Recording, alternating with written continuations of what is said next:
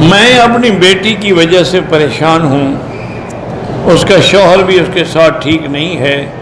میرا بھائی 2 رکعت نماز پڑھ کے اللہ سے دعا کیا کرو کہ یا لطیف یا ودود یا لطیف یا ودود یا لطیف یا ودود الف بین قلوبہم واصلح ذات بینہم، تو اللہ رحم فرمائیں گے۔ یہ آج کل ہر گھر کا مسئلہ ہو گیا ہے، انا للہ و انا الیہ راجعون۔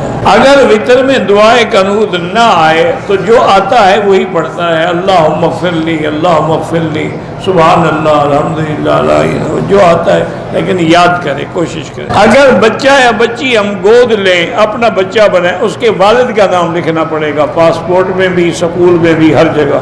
وہ تمہارا بچہ نہیں بن جاتا، وہ تو بننا ہے۔ 12 سفر کرنے والے اپنے ساتھ نہیں لے جا سکتے، نہ لے جائیں، لیکن نام اس کے باپ کا رہے گا۔ سنا ہے کہ گود لیے بچے کو ولدیت میں اپنا نام دے، اپنا نام نہ دینا بتایا تو ہے نا، ناجائز ہے۔ ادعوہم لآبائہم، اگر مجبور ہے آپ تو اپنا اس کے والد کے نام کے ساتھ اپنا بھی لکھ دیں، پھر وہ آپ کو سفر میں کوئی نہیں روکے گا۔ اگر کسی عیسائی نے گلاس سے پانی پیا ہے، اس گلاس کو ہم استعمال کر سکتے نہیں، ہم وہ کوئی ناپاک نہیں ہو جاتا، وہ بندہ ہے، انسان ہے۔ میں گھر سے غسل یا وضو کر کے دفتر آتا ہوں تو کیا میں جراب پہ مسا کر، جراب چمڑے کی ہے تو کر سکتے ہیں ورنہ نہیں کر سکتے۔ یہ جو نیلون کی جرابیں ان پہ نہیں ہوتا مسا۔ میری بیوی نماز بھی نہیں پڑھتی، قرآن بھی نہیں پڑھتی، اسی لیے تو جھگڑے ہیں گھر میں، شیطان کا اثر ہے۔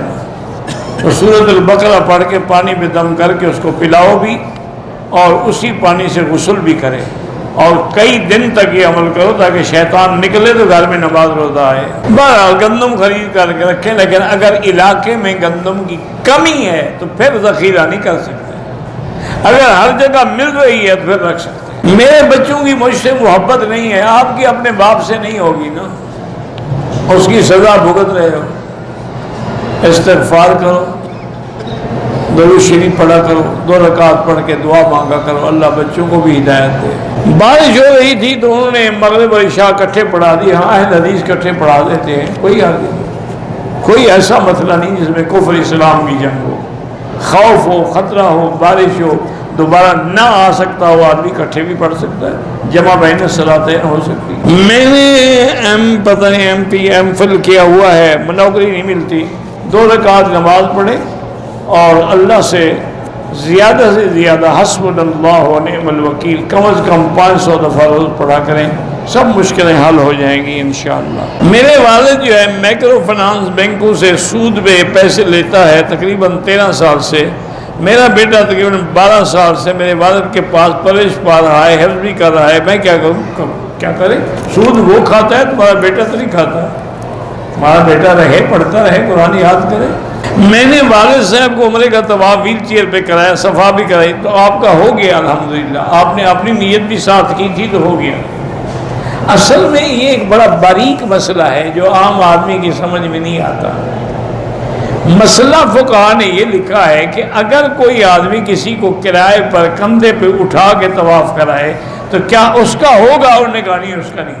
باقی ویل چیئر بھی تو آپ پیسے نہیں لے رہے، آپ کے باپ ہیں، اور اپنی نیت بھی کی ہے، ان کی بھی ہے، انشاءاللہ دونوں کا ہو جائے گا۔ ہمارے بینک پسماندہ ضلعوں میں مائکرو فنانس بینک قرضہ دیتے ہیں 50,000، سال کے بعد 65,000، بالکل سود ہے، خالص حرام ہے۔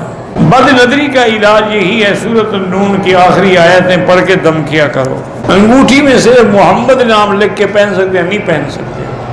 محمد حضور کا نام ہے، تیرا نام تھوڑا ہے، تم اپنا نام لکھ کے پہنو۔ دیکھو نا، انگوٹھیوں میں پہلے بھی لوگ پہنتے تھے، مثلا اللہ ربی یہ لکھ دیتے تھے، ٹھیک ہے، ترجمہ بھی ٹھیک ہے اور اس میں اعظم بھی ہے۔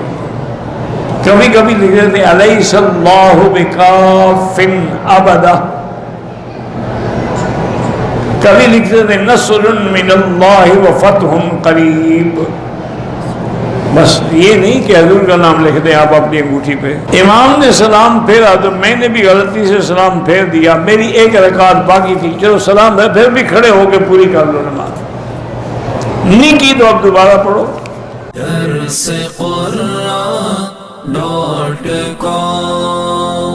www.darsequran.com